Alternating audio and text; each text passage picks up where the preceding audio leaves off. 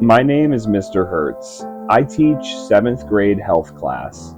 Most teachers teach from the front of the class, but I prefer to sit with my students so that we can learn together.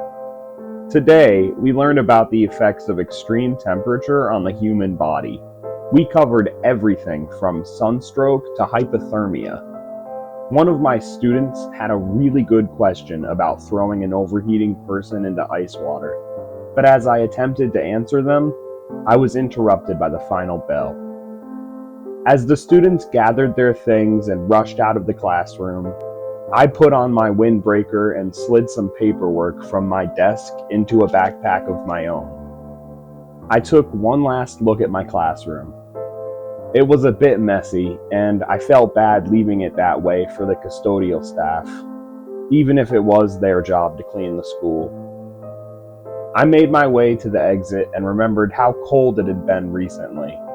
The past few days were far too cold to walk home the long way. However, today I was surprised when I exited the school to find that it had warmed up a bit.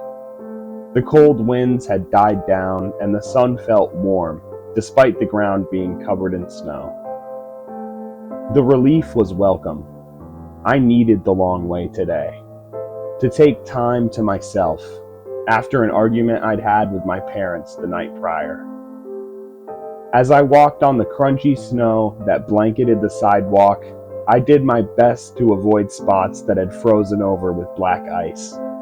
Those patches of snow had a particular shine to them. As I skipped around the slick spots, I couldn't help but be reminded of Spider-Man leaping across rooftops. I was very good at avoiding those patches. Back in school, my classmates all agreed that I was the fastest kid. You've got to be quick to spot every icy landmine, otherwise you risk being reintroduced to gravity. As I walked down the road, the rhythmic sound of the snow crunching beneath my feet reminded me of a simple tune. I was getting into the rhythm when I heard a car pulling up on the side of the road next to me. I turned to see a coworker who told me that the weather was going to get a lot worse soon and offered me a ride home. Despite her persistence that I should take a ride home, I politely told her that I was all set, and I even had plans of taking the long way home to straighten some things out with myself. She looked almost sad as she pulled away, like she had failed at something important to her. But from a young age, I was taught one of the worst things you could ever be is a burden. And I was taught so in a way that ensured I'd never forget it.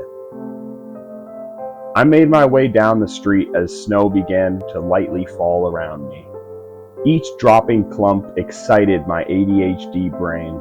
I felt like Neo staring at the code the Matrix is built of. I wasn't old enough to have seen the Matrix in the movies when it came out, but regardless, it has always been one of my favorite movies.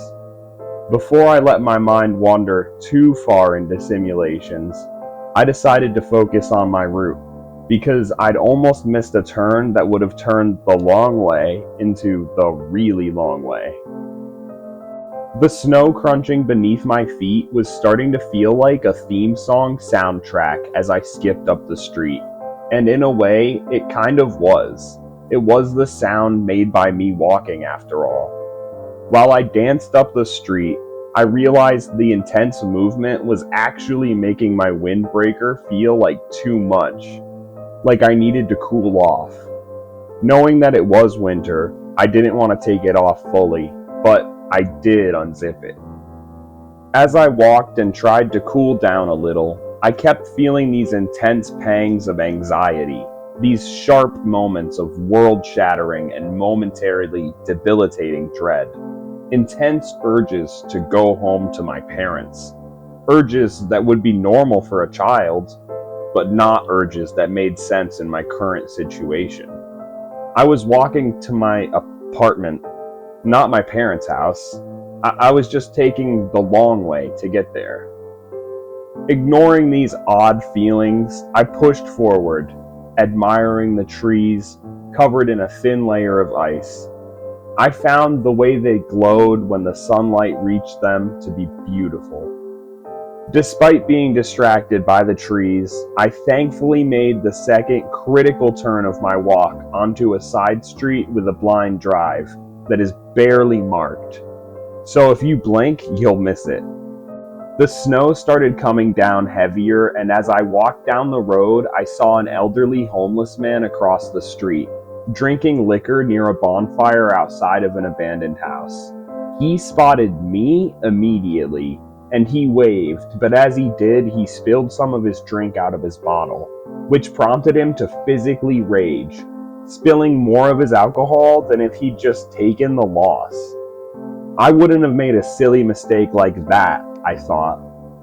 "You made me spill my drink, you little shit," the homeless man yelled at me before he asked, "Why are you even over here?" without waiting for a response, before explaining, "There's a big storm coming our way, kid, and if you don't get home soon, you'll be in the paper tomorrow." After I apologized for making him spill his alcohol, I assured him that he had no reason to worry. I was in fact on the way home. The long way.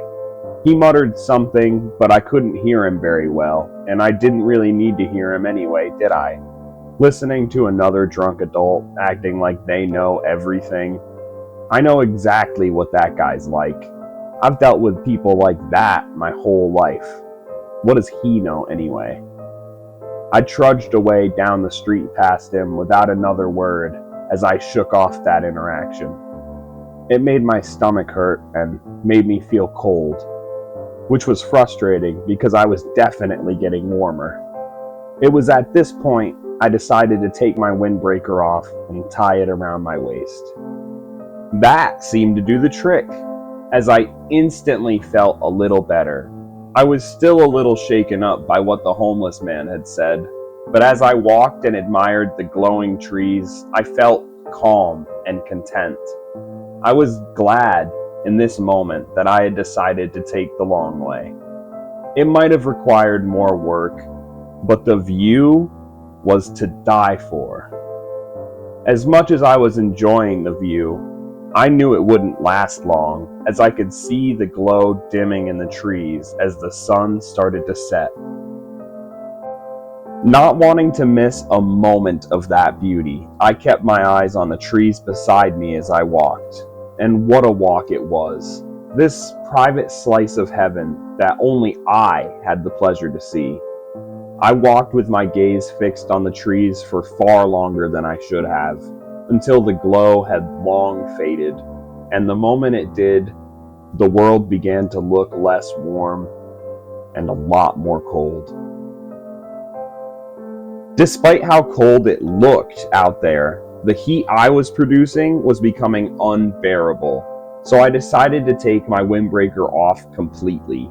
While this was a little better, it still wasn't enough. I felt like I was on fire. The sensation reminded me of Johnny Blaze from the Fantastic Four. This new sensation gave me a second wind. Sure, the snow being up to my knees now did make it harder to move, and I was for sure slowing down, but that didn't mean I was gonna stop, especially not now. The night might bring the darkness, but it also brings stars. I stopped and stared at them for a while before I continued walking. The stars that night were dancing in a way that excited my mind. This mental stimulation and the cool sensation propelled me forward. However, when I rushed forward, my heart skipped a beat, and I felt the world slip away as I suddenly became weightless. I was looking at the stars when I should have been keeping an eye out for black ice. I thought about this as I slid down a steep hill, building speed until I smashed face first into a tree. I could tell that I was bleeding from my head, but I couldn't tell how badly. I sat for a moment in my pain and I let out a cry, but I couldn't sit there crying about it all night. I needed to act. I fished a flashlight out of my pocket and pointed it up the hill. What I saw both scared me and amazed me. I was terrified because I knew the hill was steep, but I had no idea on my way down that it was near vertical. The beautiful part was the layer of black ice that made the whole hill glow. I decided the best thing I could do was take a moment to rest. I was tired, I was injured, and it felt like I was on fire. Despite this, the only thing I wanted was my mom. As I thought about her, I felt warm. The warmth made me feel safe. I thought about her smile. It was so infectious, even now it spread to my lips. I always wanted to be just like her. She was a teacher. I wondered if I could be a teacher like her when I grew up, as I laid on the ground and the world faded to black around me.